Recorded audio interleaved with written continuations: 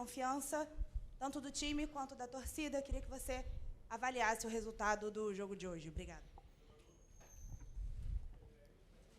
O resultado do desempenho e o resultado do jogo foi daí para mais compatível. Eles estiveram associados. As oportunidades que nós tivemos, o volume que nós criamos, o número de participações do goleiro importante do adversário, a precisão das finalizações, que era um dos aspectos que a gente tocou, ele trouxe nessa vitória consistente. Perguntas? Boa noite, Tite. Rodrigo Cerqueira, TV Globo. Algumas coletivas atrás você tinha citado o Lohan, né, confiando na evolução dele, confiando na evolução dele. Também um pouco preocupado com a parte psicológica, por tudo que vai de novidade acontecer na vida dele agora. E hoje ele teve uma atuação decisiva, então eu queria que você fizesse uma análise desse já crescimento tão rápido do Lohan nesse time titular do Flamengo hoje. Quando eu dou resposta técnica a um momento, ele é sempre daquele momento. E aí eu tenho cuidado para, em outros momentos, eu não pegar uma situação que ela é fora de tempo. Entende? Então, no caso, para mim, me vangloriar, por causa não é. O aspecto do Lohan evoluir, ele é da base, ele é da formação dos atletas no ninho. Ele não é meu. É muito fácil colocar atleta da base, do ninho, para jogar, e aí entra no currículo, eu já falei, lançou 52 atletas. Quanto mais nós tivermos a possibilidade de treinar para prepará-los, para que eles possam ter o desempenho, é o nosso trabalho. Mas ele vem da formação, da captação, de todo o trabalho que o Flamengo tem. Olá, Tite, Bruno. Não sei se o Bruno veio falar justamente sobre esse tema. Há um debate entre clubes de uma possível paralisação. Eu queria ouvi-los os dois sobre esse tema, como é que o Flamengo se posiciona, o próprio Tite também pode falar. Obrigado. Bom, primeiro, boa noite a todos. Exatamente por esse motivo que eu estou aqui. Primeiro ponto é que todos nós, como instituição e como seres humanos, somos extremamente solidários a todas as pessoas do Rio Grande do Sul que estão passando por esse momento difícil, por essa tragédia, por essa catástrofe. Então, o lado humano, ele vem acima de tudo, da saúde, das vidas, das famílias que estão sofrendo lá. A gente tem amigos, alguns aqui do clube têm, inclusive, parentes lá no Rio Grande do Sul, e o clube tem feito uma série de ações, além do lado humano, da solidariedade, para ajudar o povo do Rio Grande do Sul. Pelo lado humano, a gente já naturalmente se solidarizaria com qualquer causa humana, mais ainda por sermos todos brasileiros e nos solidarizarmos com esse sentimento como uma nação. Então, tudo que o Flamengo, tudo que nós, como cidadãos, como brasileiros, pudermos ajudar, a gente vai ajudar. O clube tem feito uma série de ações, fez uma ação hoje, inclusive, com o Pix da ação da cidadania, para ajudar em relação a essa catástrofe no Rio Grande do Sul. Vamos continuar ajudando. O clube já se posicionou também em relação aos co-irmãos Inter, Grêmio e Juventude. Inter e Grêmio, inclusive, a gente tem amigos lá, estão sendo mais afetados pela região em que estão. E o Juventude pela proximidade, por estar no estado, e a gente tem se solidarizado e colocou, inclusive, nosso centro de treinamento à disposição dos clubes do Rio Grande do Sul, dos 3 clubes, Inter, Grêmio e Juventude, para que, quando eles julgarem e se julgarem necessário, para que possam usar nossas instalações, entre outras ações que a gente vem discutindo de ajuda. A gente entende que, continuando a trabalhar, a exercer a nossa atividade, a gente pode ajudar mais ainda, do que se tiver parado. Tem uma série de outras atividades no Brasil que não foram paralisadas pela catástrofe, e estão todos tentando ajudar da melhor forma possível, e o Flamengo entende que pode ajudar muito mais se o campeonato seguir. Então, a gente se solidariza com todo o lado humano, questão da saúde, das vidas, tudo que a gente puder fazer para ajudar, que tiver nas nossas mãos, a gente vai fazer, e o Flamengo, de uma forma ou de outra, vai continuar ajudando as vidas, a saúde dos nossos companheiros e dos brasileiros que estão lá no Rio Grande do Sul, enfim, de quem vive lá. Vamos poder ajudar da melhor forma possível. A gente que entende que, continuando a trabalhar, a gente tem mais alternativas para ajudar. Hoje, por exemplo, o Pix da Cidadania na Camisa foi para o Brasil inteiro, e a gente entende que é uma forma importante de ajudar, dentre outras que a gente está discutindo.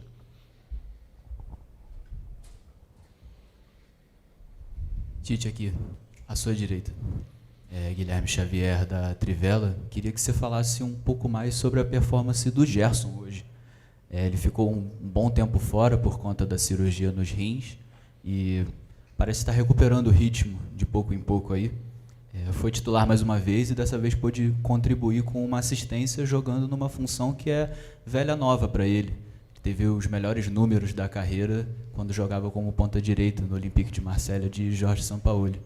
Queria que você explicasse um pouco mais sobre essa escolha tática para o jogo de hoje e falasse sobre o papel de liderança do Gerson para o Flamengo em 2024. Eles chamam o Gerson de Coringa, né? É o apelido dele. Ele é um jogador versátil que pode trabalhar em 3, 4 funções. Isso eu coloquei porque é conceitual em outros momentos. E dito por ele mesmo, na base ele trabalhou muito tempo assim. Ele já foi criado. E aí, quando eu coloquei numa função dessa, ele olhou para mim e disse assim, está tudo no chip aqui.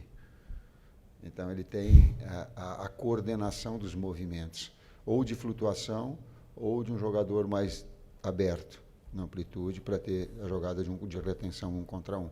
E a equipe começa também, com bons momentos técnicos, ter jogadores de retenção, mais um jogador agudo, agressivo, no caso o Luiz que estava tendo, ou o BH, 2 jogadores dos lados. Tite, boa noite. Deixando evidentemente muito claro que é um paralelo entre ideias e não um paralelo entre jogadores, porque são carreiras em status notoriamente bem diferentes, é possível traçar um paralelo entre o plano, a ideia de ter o Gerson pelo lado direito e o Lohan como um meio ofensivo que jogava basicamente para a meia-direita, criando associações com o Gerson por ali, por vezes com o Dela Cruz. Com a ideia que você teve num momento muito bom da seleção, desse ciclo recente, em que o Paquetá partia da esquerda e encontrava o Neymar muitas vezes, é um tipo de construção similar em termos de estrutura que você buscou naquele momento, que você tentou reproduzir nesse Flamengo de hoje? Coutinho na seleção, Jadson no Corinthians, D'Alessandro no Internacional. Quando tu faz um jogador, um externo, que tem a capacidade criativa e que tem percepções de movimentos de fora para dentro, ele consegue. A pergunta é tática, a resposta tática eu estou colocando. Então, ele trabalha numa zona cinzenta onde os volantes adversários não conseguem ter o controle, ele não consegue escanear, ele não consegue enxergar. Ele vem por trás e encontra esse time para jogadas de combinações, de associações. Sim. Quando é um jogador que flutua, que é no caso o Gerson, ele tem essa capacidade, ele tem esse discernimento, ele tem no chip essa possibilidade de ser um jogador mais um quarteto de meio campo criativo, sim. Tite, Raiza Simplício, da Gol Brasil. Recentemente, você falou sobre a questão da confiança, né? Que a confiança do time tinha caído um pouco. Enfim, acredito que o jogo de hoje possa ajudar bastante na recuperação dessa confiança. Mas queria saber de você como está esse processo de repetir a equipe o máximo possível. Você sempre frisou isso quando estava na seleção brasileira, até para dar oportunidade para outros jogadores. Você gostava de ter uma estrutura bem feita e trocar, de repente, 1, 2, mas não muitos jogadores ao mesmo tempo. É possível fazer isso nos próximos jogos com o Flamengo? Repetir, de repente, a equipe que entrou em campo hoje? Pega o retrospecto, ele é possível, sim. Nós trabalhamos com um processo metodológico que a gente fica trocando dupla de zagueiro, dupla de laterais, justamente, e talvez ele demore um pouquinho mais a atingir o seu melhor nível, mas é aquilo que nós entendemos ser para o grupo o melhor, para quando a gente chega nos momentos finais, terem todos os atletas na sua melhor condição. E aí é aquilo que eu acredito dessa forma, nós acreditamos assim. E aí as possibilidades, elas surgem no momento, existem lesões. O Arrasca estava com bastante vontade de iniciar, a necessidade ela tinha. É muito fácil agora falar de lançar o Lohan. O menino jogou muito, fez gol, agora é fácil. Essa construção dele, dessa capacidade toda que ele tem de absorver num momento muito difícil. Primeiro, um momento de muita instabilidade dentro do Flamengo. Eu não conheço de dentro do bastidor. O primeiro momento de muita instabilidade, né? E de ter uma retomada com calma, com discernimento, para que tu possa evoluir no teu processo todo. É o que a gente busca. Aos poucos também, essa retomada ela não é assim. Foi mais uma coisa, tem trabalho amanhã. Aliás, tem o Dia das Mães amanhã. Tem um beijo no coração das mães. E agora deixa eu mandar um beijo para minha esposa.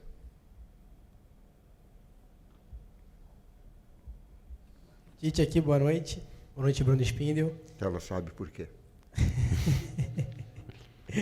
Eu queria te perguntar, Tite, especialmente, avaliando que o Flamengo fez um primeiro tempo, especialmente de 30 minutos de muita intensidade e imposição perante o adversário, transformando o volume em criação, né? O Flamengo criou muitas chances de gol no primeiro tempo, sobretudo. E aí você consegue reparar uma certa distinção desse ritmo ofensivo, desse jogo em específico, comparando com o jogo contra o Palestino, Bolívar, Botafogo. Por que essa diferença, né, na dificuldade de criar em outras partidas recentes, e especificamente hoje, quando o Flamengo consegue se impor e acumular chances claras de gol? Obrigado. É muito ampla essa pergunta. Ela é muito criteriosa, tem que analisar cada jogo, cada circunstância, cada escalação. Só para pegar um exemplo, agora nós estamos com um atleta de flutuação que mantém mais posse de bola em jogo associativo. O outro, nós tivemos um outro momento. É o aspecto mental, emocional, ele é bastante forte. O atleta absorver todas essas pressões que o grande clube, o atleta de alto nível, técnico, tem que ter essa capacidade. Não gosta de alguns comportamentos, não gosta. Mas a grande maioria do torcedor flamenguista, ele tem o nosso carinho, ele tem o nosso respeito, ele tem a nossa consideração. Saber que ele vai passar um domingo das Mães bem melhor. Esse torcedor é o carinho, é a nossa função de poder proporcionar. Nisso a gente vai estar feliz, mas ele tem muitos itens. Tite, Spindel, boa noite, parabéns pela vitória. E o Flamengo hoje foi altamente dominante, né? O Flamengo conseguiu 18 chutes a gol, 9 deles na direção do gol, 11 deles ainda no primeiro tempo, um grande número de escanteios também, um grande volume de jogo. Voltando a lembrar aquele Flamengo pré-Brasileirão e pré-Libertadores. Na sua avaliação, você já conseguiu entender o que aconteceu nessa saída de rota do Flamengo?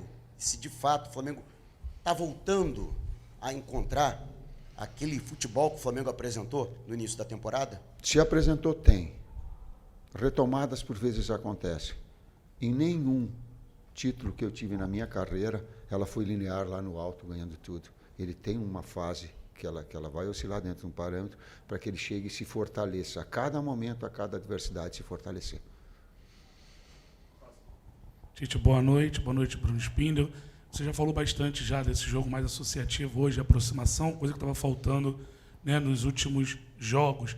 Mas eu queria falar também de mais um detalhe, até o Marquinhos aqui na minha frente tinha perguntado outro jogo da saída de bola.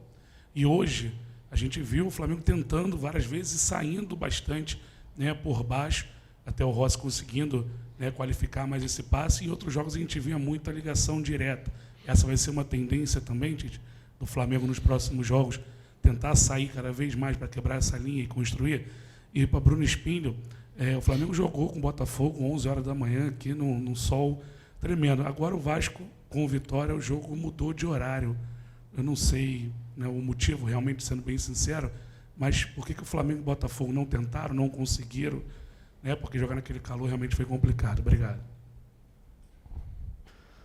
Bom, não sei se os senhores sabem, mas Atlético Goianiense e Flamengo iria ser marcado 11 da manhã, em Goiânia, no centro-oeste do país, se eu não me engano, 2 semanas antes. Ia ser um atentado à saúde dos atletas. A gente protestou com a CBF e ela atendeu, e depois marcou o Flamengo e Botafogo às 11 da manhã, com 35, 36 graus, não sei quanto que estava, desumano também. Não sei responder pela CBF por que motivo mudou o horário de Vasco e Vitória, mas óbvio que o Flamengo foi contra, protestou e não foi atendido. E quando julgar necessário, a gente vai se posicionar, aproveitando aqui para falar de um tema que já falamos, que foi de arbitragem. Pela primeira vez em alguns anos, a CBF reconheceu publicamente um erro de arbitragem contra o Flamengo. O Flamengo enviou 8 ofícios à CBF nos últimos anos, reclamando de 19 lances. Em todos os ofícios, a CBF não admitiu um erro sequer. Agora, admitiu um erro publicamente. Então, a gente espera que... O Flamengo não quer benefício de nada. Ele só quer isonomia esportiva e ser tratado da mesma forma que os outros clubes são tratados, em qualquer um dos temas que são ligados ao campo. Então, acho importante que esse erro tenha sido reconhecido. Do pênalti a nosso favor no jogo contra o Bragantino, em Bragança Paulista, que não foi marcado, que não foi chamado pelo VAR. A CBF reconheceu publicamente esse erro. A gente espera que a postura com o Flamengo em todos os aspectos mude, e como ela já fez com outros clubes, passe a reconhecer esses erros de todos os temas que estão na mão da entidade.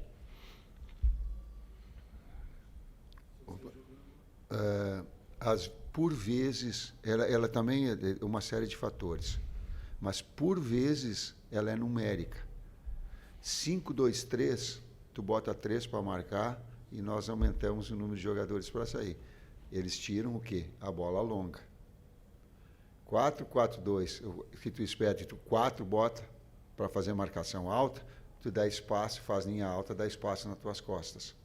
Por vezes são situações estratégicas. A pergunta é tática, está colocando. Ela é estratégica também, numérica, como o adversário vem e te marca, ou te facilita, ou te dificulta, ou te dá espaço atrás, ou te dá espaço de saída.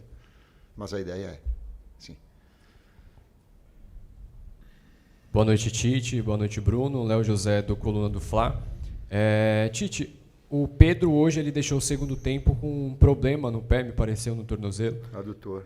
No adutor. Né? E aí eu queria entender se o Gabigol ele já tem plenas condições de jogo para poder começar a partida de quarta-feira contra o Bolívar como titular, caso seja necessário.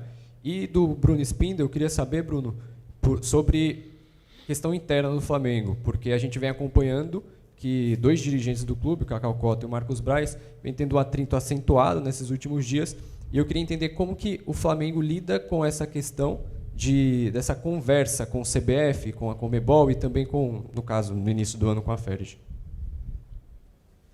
O Vinícius vai te trazer a informação do Fábio Maceleger a respeito do...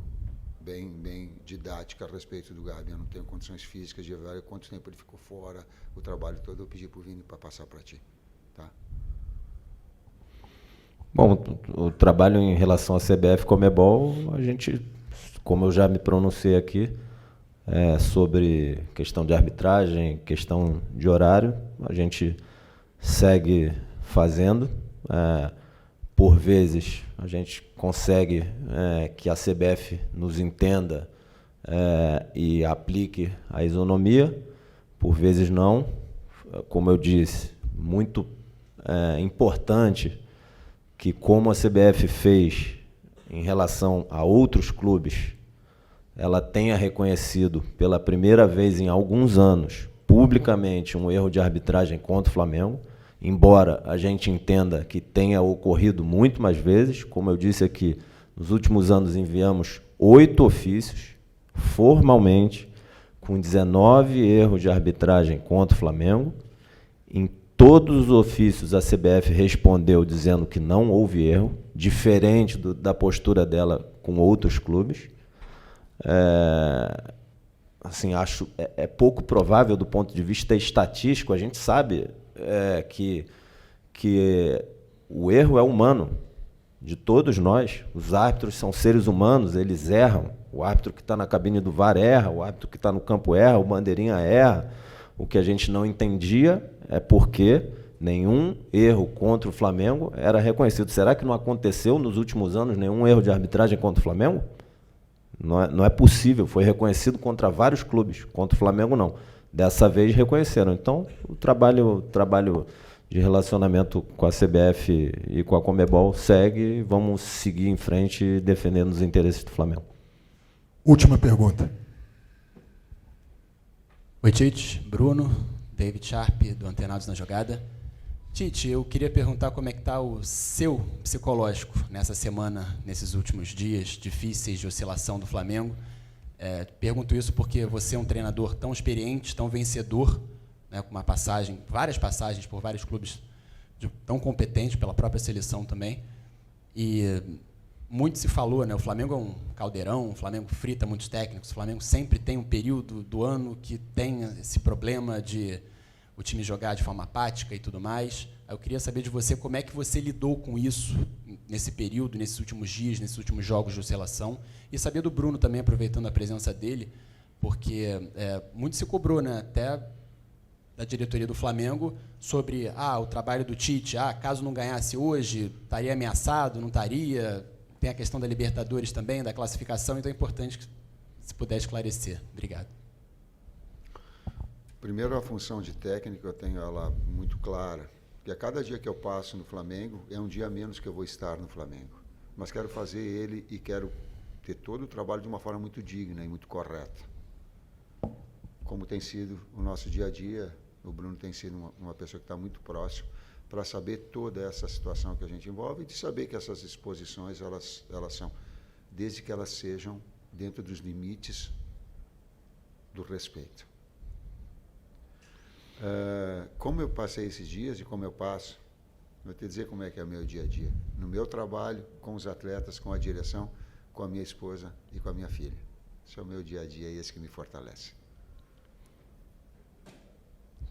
Da nossa parte, essa discussão passa muito longe do seu questionamento. Ele tem a confiança total, ele e a comissão técnica, a confiança total de todos dentro do clube, sob todos os aspectos, sobre os aspectos profissionais, de trabalho, de relacionamento, de construção de relação de confiança entre as partes, com o staff, com os atletas. Então, assim, a gente confia muito no Tite, confia muito na comissão técnica dele. A gente vê coisas que, obviamente, são internas do clube, que a gente não pode externar, que dão mais confiança ainda no trabalho do que o desempenho e o resultado dentro do campo, e questões de caráter, de metodologia de trabalho, de forma de trabalho, que a relação de confiança entre as partes, e aí eu estou falando do presidente, do Marcos também,